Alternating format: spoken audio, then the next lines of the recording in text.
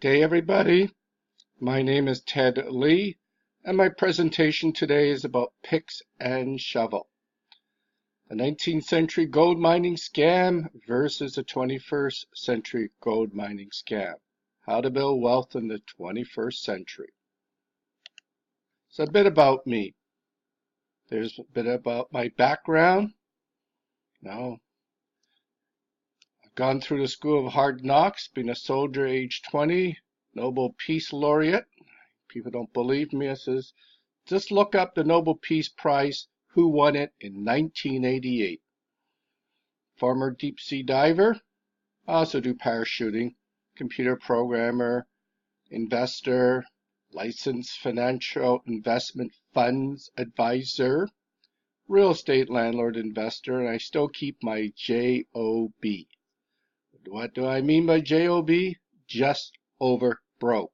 Meaning the harder you work, the more hours you put in, the more taxes you will pay. So, getting on. Back in 1848, this is how you build wealth. One moment here, go to the wrong screen, and you purchase passage to the gold field, you purchase your supplies, you bought food, picks and shovel, camping supplies, stake your claim, and started mining. The California Gold Rush. Hard work, and it took time, but did you really build your wealth? You can group together with other people, but did you get rich? Oh well, you didn't strike it rich. On to the next gold rush in the Klondike, up in the Yukon. And you had to buy all your equipment over again. No, there's some pictures, people lining up. They had to carry like 200 pounds. It took them 2 trips to carry all the supplies needed to come into Canada, because it's winter time there. Now, I personally been on that trail. I took the train up from Skagway up to Fraser, British Columbia. I did the easy way, back down again. So, what happened? And we had another gold rush. The Caribou Gold Rush in Barkerville, near Quesnel, British Columbia. I drive by there all the time, never been there. So, there's a common thread to this. The common thread is only a few got rich mining for gold. The ones who did get rich were the ones who supplied the equipment, the picks and the shovels to the gold miners. And of course, at inflated prices, and it followed the invisible hand, the supply and demand rules of marketing. Jump to the 21st century. That's where we are, folks. So, now we have the new Bitcoin. It started after the, basically it was the mortgage market, then the bond market, the debt market, then the stock market, the financial crash of 2008, causing the Great Recession. So the question is the Bitcoin a modern gold rush? Is it a fad? Is it a scam? Well, I'll explain that in a moment. Disclaimer, as a former licensed financial advisor, gotta remind you, past performance is no guarantee of future performance. You could lose all your investment.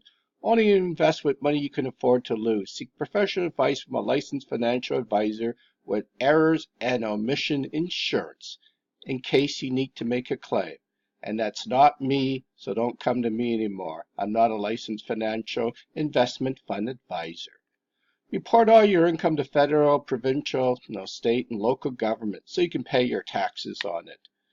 So I'm not advising you to evade income taxes.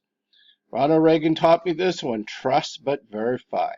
Do your due diligence. Don't get scammed. I warned you. So here we are with Bitcoin trading. Now, if I'm going a little fast on this, just look at the charts and the graph and the pictures while I'm explaining it to you. I will have this presentation uploaded as a PDF. It's already on Facebook. I'll put it on the web page. and other places. You can download it and go through it with your sweet content. So this is the price of Bitcoin. I went on vacation in September. Before I went on vacation, September 2017, it was around $4,000, $3,500 US. I come back from vacation, it's over 5,000, almost 6,000 in October 2017 now. The reason why it's so high? Because now we're getting volumes, as you can see, up over $1.5 billion. No, around $1 billion trading per day in Bitcoin, in US dollars. So, what you could do, I took a picture of the ATM on the right, knows the price, $8,109.31 for 1 Bitcoin Canadian. Oh, should have done this myself earlier. I've been tracking Bitcoin for 4 years, but I didn't know how to make money out of it. So what I'm advising you is don't trade Bitcoin unless you're an expert. You know what you're doing, because it's high risk. Market volatility. The guys who have the ATMs, Bitcoin ATMs, they're making now 7% commission every time you buy and sell. There's no compounding effect. There's a capital gain, but you're supposed to declare that. And market timing is everything. And do you know what you're doing? Which technique are you going to use? Are you going to use buy and hold?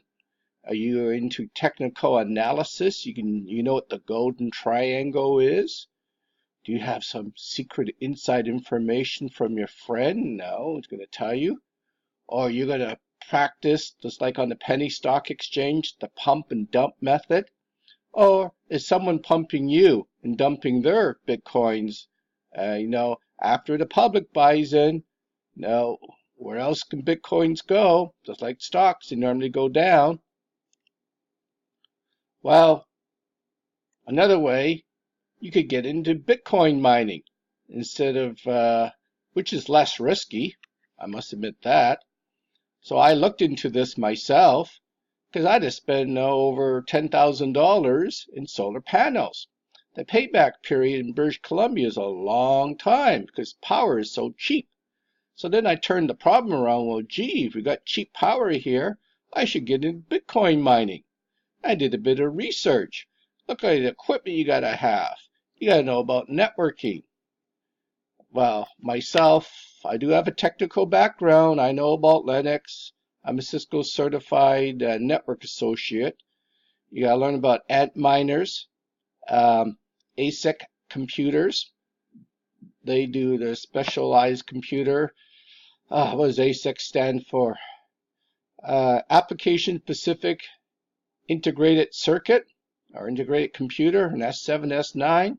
But look, they draw 1,200, 1,000, 1,900 watts of power. Their throughput is around, 5 tetrahashes per second, maybe 9, 11, 12 tetrahashes per second. But they produce a lot of power. They get hot. You can heat up your house with those things. And then the thing will burn out if you don't keep it cool. You got to watch the airflow. Go watch on YouTube the videos what people have done to keep their ASIC miners going. And then, if you're mining equipment here, mining Bitcoin, you got to watch the criminals, don't steal it. You got to watch the government doesn't think you have a grow-up going in the house because you produce using so much electricity. They may think you have a marijuana grow-up and break down your door. So here's an example of an ASIC miner, Avalon 6. This is an old one, only 3.5 tetrahashes per second. Look, 1,000 watts of power.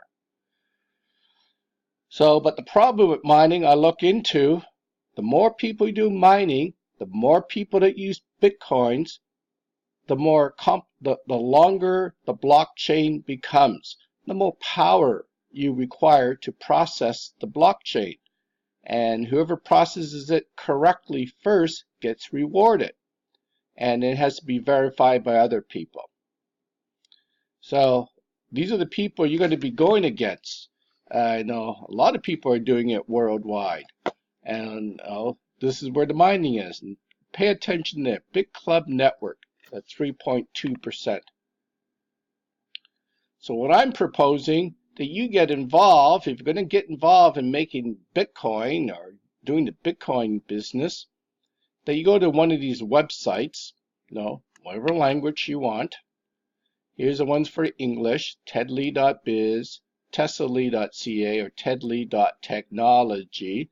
Study it and see if it's feasible for you.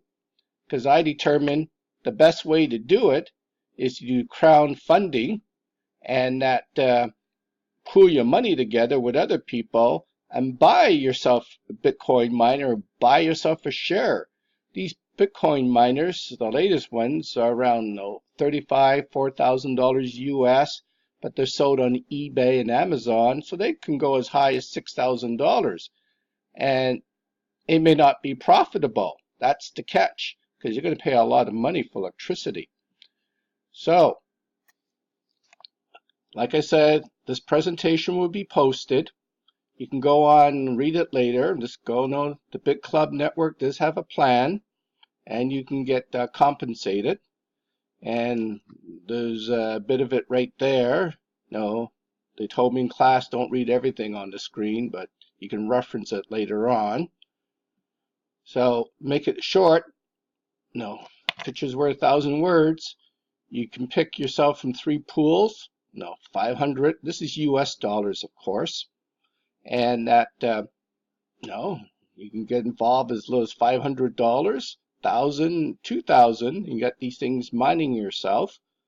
But there's a retention. They hold back 50% because you're running these things 24 hours, nonstop, 365 days a year.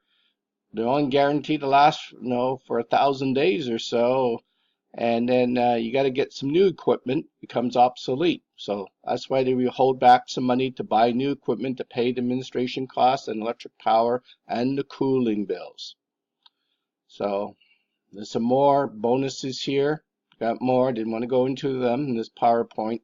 Got to keep it short. So to get started, get yourself an e-wallet. There's a few places. I use blockchain myself. Load up your wallet.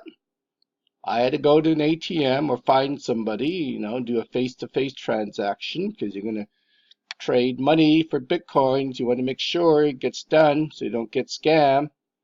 A lot of scam going on. I know people who have lost 2,000 renminbi, 20,000 renminbi. Met up with them last week on the cruise ship.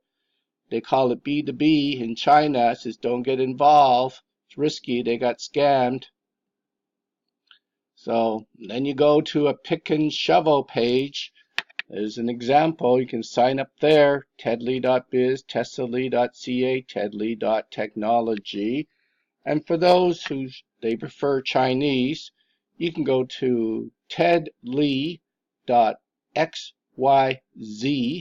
or in Canada, tedleexyz. Pay a $99 sign-up fee US, get started, and that's it. And you want to meet up in person, I'm based here in Vancouver, BC, to help you get started. If you're around locally, these are the places I'm planning to be next April 2018, and I'm booking already back to China again for March 2019. Just came back from Europe last week, 2 weeks over in Europe. So you got any questions, you can contact me. So I'd like to thank you for putting up with me on this presentation. So hope to hear from you. 73s for those amateur. My call sign is Victor Echo 7, Lima Echo Echo.